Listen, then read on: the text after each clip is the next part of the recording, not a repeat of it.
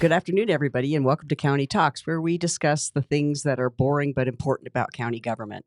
This is our time where we can uncover the nitty-gritty issues of things that you as a taxpayer may be concerned about, worried about, or just need to know more about. So these podcasts are here so we can discuss that, all the things that are boring but very important. I'm Sue Hansen. I'm one of your 3 elected county commissioners. And I'm here with Katie Alexander from CSU Extension and also Lisa Franks, 3rd grade teacher at Pomona Elementary. And we're going to talk about ag. Now, you might have remembered that our last podcast, I interviewed Keith Caddy, who is another one of our commissioners, but grew up in Kelowna and had a significant ag background. So we're just going to continue the conversation because tomorrow is actually Ag Day. And we wanted to talk to these ladies about kind of what's going on in the schools and what's happening. And I don't mean to insult you. This is really not boring, but it is important. Absolutely. So, but we've been trying to make these a little bit more entertaining so that they're not so, dry. But what is Ag Day and what are we talking about here? Well, let's start, I think, a little bit with the history. Ag Day came about last year with the subject of sheep. There's a nonprofit in the state of Colorado called Ag in the Classroom, where they send materials to teachers to educate students about Colorado agriculture. And last year, the subject specifically was on sheep. And Lisa reached out to CSU Extension and said, hey, I'd like to put a sheep day together to educate the entire Pomona Elementary about sheep. Mm-hmm. And so we brought in Lisa and some other farmers and ranchers that own sheep, the Chavano Conservation District, and CSU Extension. We all got together. We made stations to educate the entire school about sheep. So how many sheep did we have in the school? Is there like a herd of sheep or flock in of the sheep? school? A flock of sheep? We just brought a couple of different varieties, a couple different breeds so that the kids could be exposed to the fact that sheep are not all the same, that there are different breeds of sheep. And so we had a few different ones just for them to look at. But the stations went far beyond where sheep are even. So we had...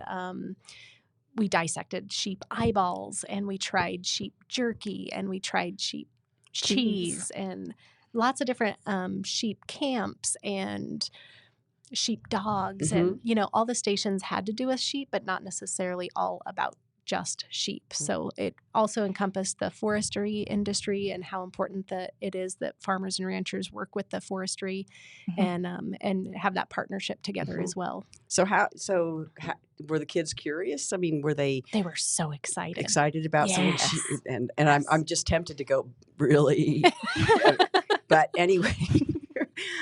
So I'm guessing the kids were having some of them knew about sheep, or was this new to most of them, or? It's definitely very new to a lot of the kids, and especially at Pomona Elementary, where most of the kids live in town and in the city limits. And that's kind of where this has all sparked. Is I grew up in an ag community, and I had animals and did all kinds of agriculture growing up in 4-H and FFA, and I'm realizing how little exposure some of these kids have to our agriculture that's right here in our county. And so I've really been working through a lot of the Ag in the Classroom activities, and there's lesson plans. And so I've been doing a lot of those things. And so I just wanted to expose them more and get them out into the world of agriculture. Yeah, and I think that's it's a good point. When you're in a city school and you live in the city, you're not necessarily as exposed to those things. And at least from the county perspective, we'd like for people to really understand ag and the importance of ag and how in some cases ag is shrinking. We were talking at the last meeting that we had fewer farms than we have had in the past, and that's a concern for us. And you can't blame a farmer. It's a tough way to make a living, and you have to be ready to work hard. But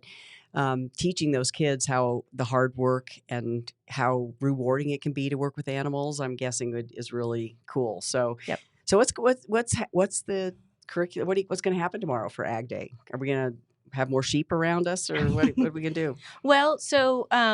With the Ag in the Classroom, they have themes every year. And for this year, for 2024, the Ag in the Classroom's theme is the Chili Pueblo pepper. I said that backwards, didn't I? Pueblo chili pepper. It's okay. Yeah, that's okay. We obviously, we're Montrose County, right? We don't grow that, but we do grow so much stuff in this community that kids don't know about.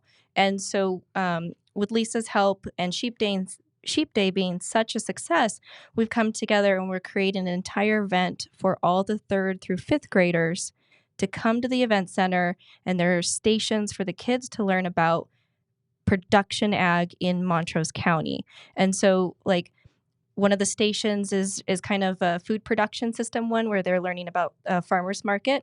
So they'll be picking fruit, digging potatoes, harvesting eggs from chickens, and then packaging them, to sell at a farmer's market stand. Yes, I thought maybe there was an egg under there. we could stick one under there. Yeah, so I'm going to try to have some of our real chickens there for the kids to see, but instead of reaching it under real chickens, we're going to use these lovely stuffies right here. And this one is supposed to represent a silkie, which is a very poofy-headed breed of chicken. What color eggs do these guys lay? Tannish brown colored eggs. Yeah. Okay. Well, they are. She's not very active for us, but no, maybe there's an egg somewhere. So the goal of this is to get kids sort of inspire them to be interested in ag, and do you, besides just the animal end of it, you go into the production. So you want to show them the farmers market and how that ties into things. Do we give kids the opportunity to grow things? I mean, is there a seed program or something like that? Could you tell us a little bit about that? We're going to be planting seeds for sure. So we'll have cups that the kids will get to put the soil in, plant some bean seeds, and be able to take those home with them. And, so it'll be a longer project for them to be able to see some of that agriculture and the importance of water and soil and light. Yep. I remember when I was a kid, you did the one bean and then you killed it, the cup. Oh, yeah. Yes. Right. Yep. So, I mean, kids here a lot, they're pretty sophisticated about the ag business, so maybe they can do a little bit better than I did. So, well, and the beans are donated from a local producer who's actually going to be there, and they're going to do some, bring some equipment to showcase how you count and sort beans as well. So, super excited about that. Yeah. We'll also be making some bean necklaces. So we'll be planting them in a soil-less environment, and then the kids will be able to wear those as well. So that'll be great, exciting, and show them different ways to grow things too. I know some schools have, programs where kids can actually grow a garden or something like that. Yeah. Do you have some experience with that? And can you tell us a little bit about that? Well, I've helped Lisa take soil samples and teach the kids about soils and fertilizer in their garden at Pomona Elementary in the past. That's so much fun to go out with the kids and just to dig around in the soil and let them touch and feel it and maybe find a worm or two. Yeah. Well, everybody loves getting dirty as a kid, right? Oh, I mean, that's part of the fun. I hope so. Yeah. Not all of them do, though. Well, but you have to teach them how to have fun. Teach them how to have fun. You get dirty. Yeah. Absolutely. Yes. Yeah. Well, and it's soily though, because it's soil, not dirt. It's soily. Yes. I know. Yes. What's the difference between dirt and soil? Oh, a soil scientist, that taught me as a kid and in high school and stuff, he always used the analogy, do you soil yourself or do you dirty yourself? Because if you do one or the other, we're going to have to send you to the school nurse for a change of clothes. So we need to just turn this into an X-rated soil podcast. And I always tell people to stop and think about, to me, dirt is the stuff that I sweep out of my kitchen floor. It's the stuff that we don't really want. Sure. And when you get enough dirt, probably, yes, absolutely, it could be soil again. But soil is a medium that we grow stuff in, and it's living, it's biological, it holds water. It even feels different, right? Absolutely, so, yes. It feels alive. Tell me more about this Pueblo chili pepper. What are you going to do with that? So the theme for Ag in the Classroom every year, they have a local as in state local, author that usually narrows down some sort of family and focuses on a Colorado family that has been growing in Colorado.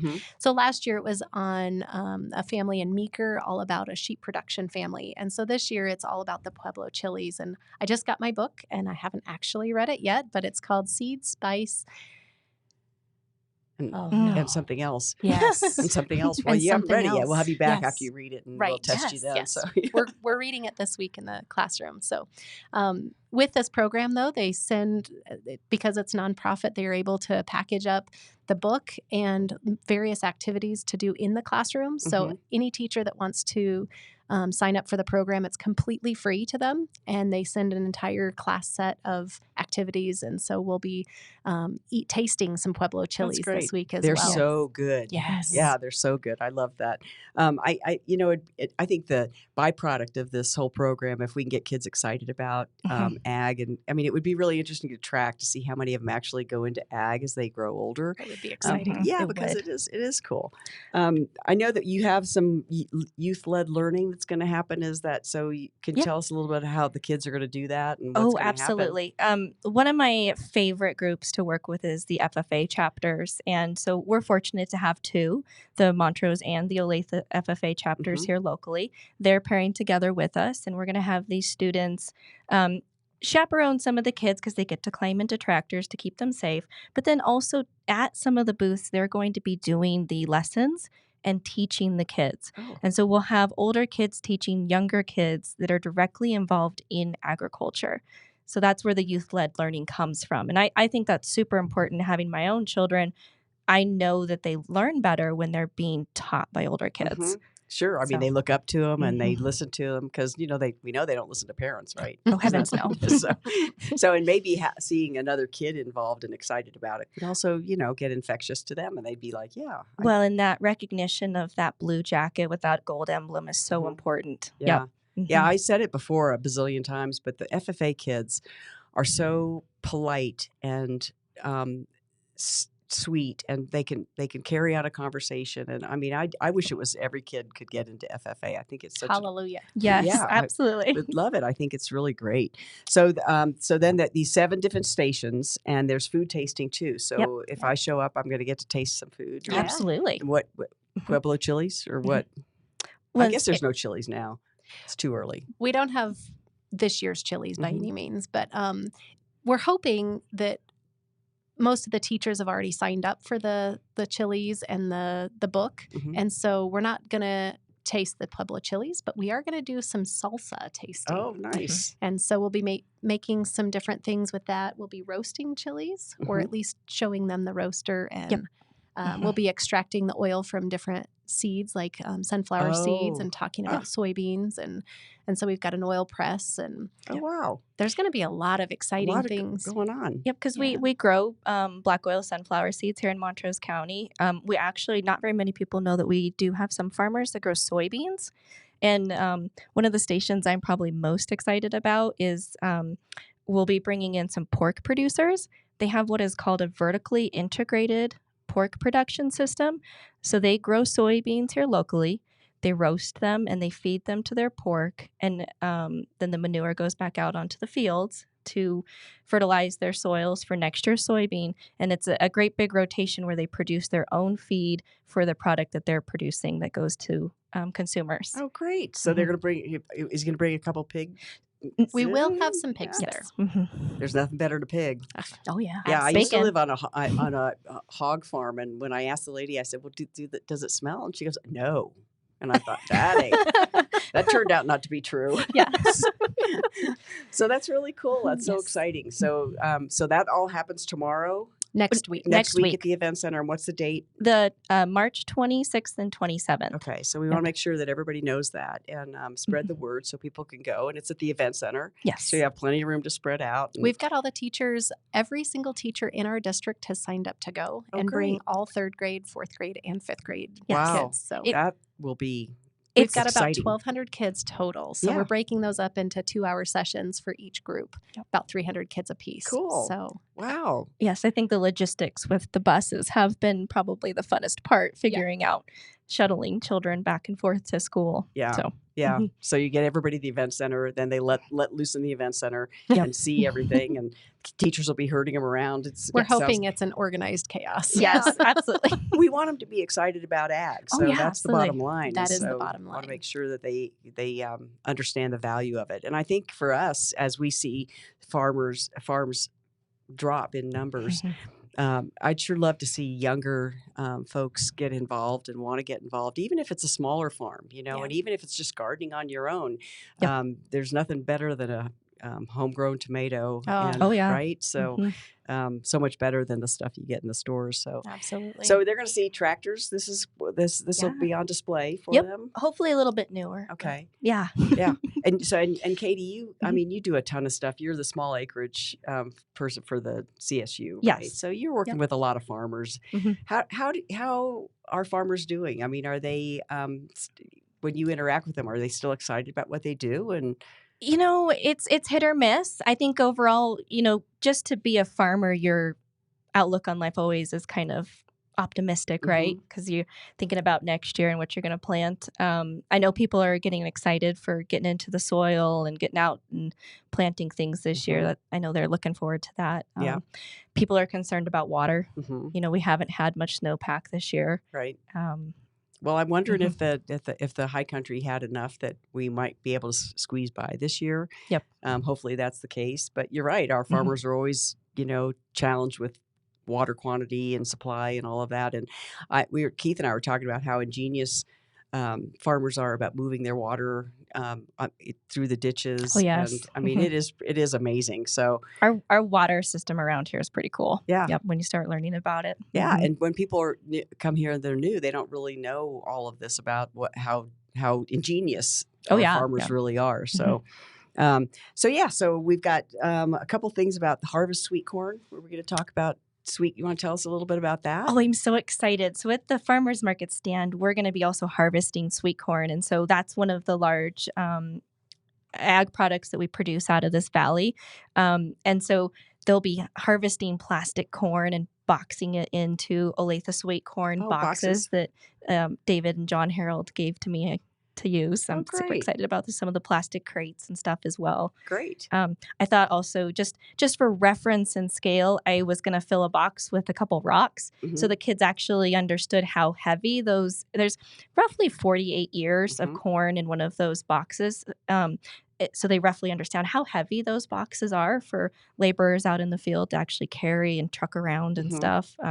So they understand that side of it as well. I've always been fascinated by how they harvest the corn, and they only take the top ear. Yes. And how labor intensive that really is. And so, I mean, it is hard work. It is, absolutely. But it's so good. It is. Yeah. They're going to be disappointed when you give them that plastic cob. I know. That's actually probably one of my favorite things is we just harvest the first year. That's what goes into the grocery stores for people to purchase. But the second year, it's still just as good. And to go out there into the field and open it and eat it, not even cooked, they're delicious. And that's what makes, I think, Olathe sweet corn so special. Right. So what happens to the second year? Typically, those fields are fenced off and cattle graze them. So the cattle get the second sweet corn. Yes. Yeah. Crop.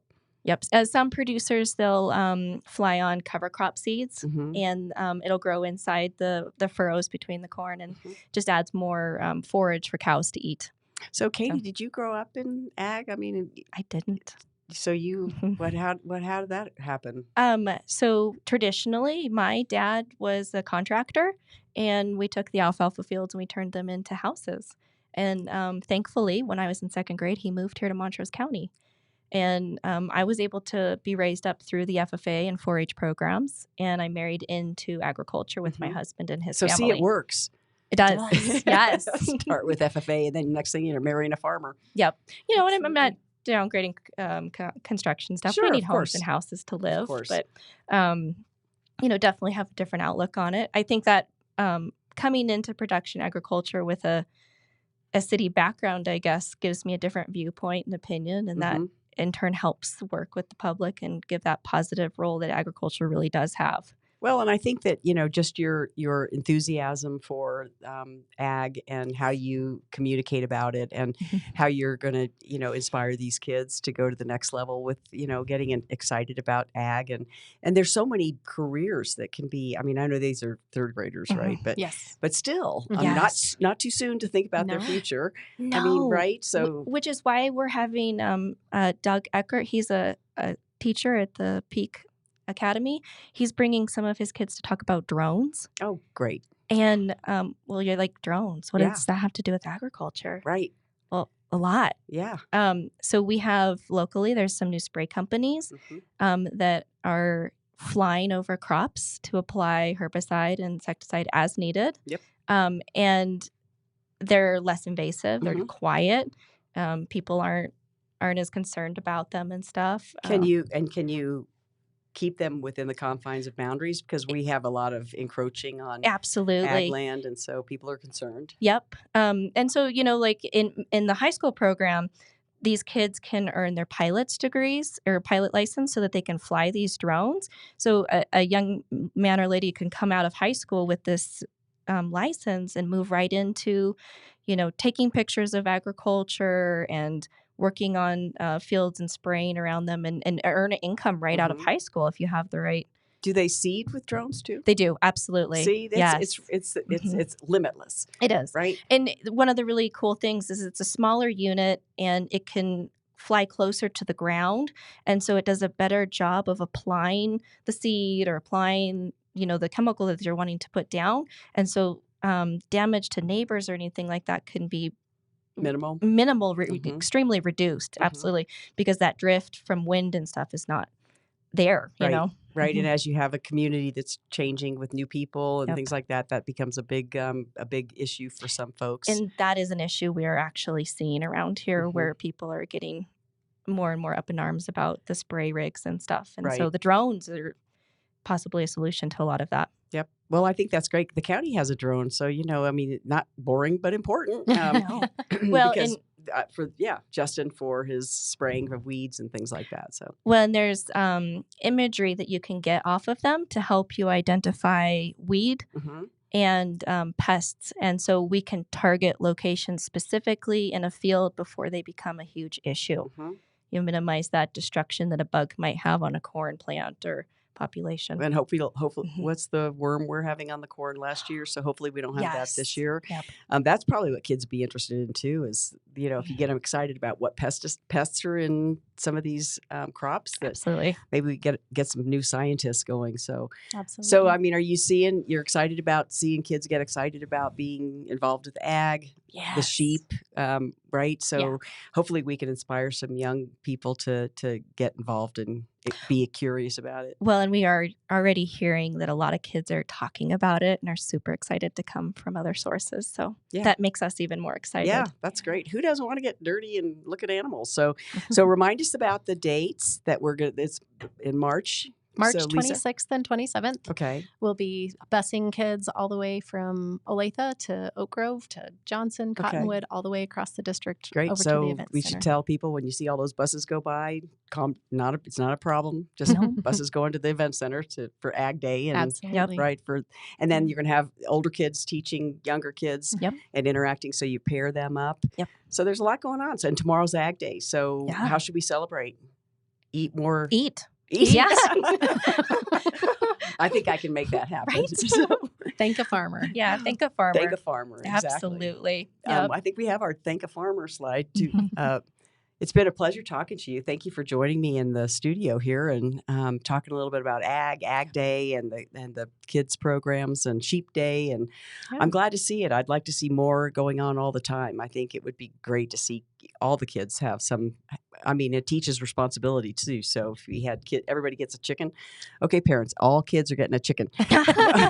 I think another important piece that I'm hoping to inspire is for the teachers to not feel afraid to teach agriculture in the classroom. And hopefully this is an inspiration for the teachers to be able to go out of their comfort zone, out of the curriculums that are handed down from the district office to be able to teach that in the classroom. Because you can connect, through ag, you can talk about math and you can talk about every subject can be just a couple weeks in. ago our unit in our math lesson was all on measurement and data, and so I brought in a bunch of produce from the grocery store and we took scales and we weighed them and we measured and how much does it cost. And perfect. Some of my highest math kids were like, I didn't know how to do that, but now I get it. Yeah, that's great. So it's an inspiration. So that's for sure. that's the inspiration when they get it and the lights go off and you're all excited, or lights go on and it's so excited. So that's really good. Thank you for doing what you're doing for kids. I think it's really invaluable that we can help spread the news about ag and how important it is. And Katie, we loved having you here. Oh, thank you. Thank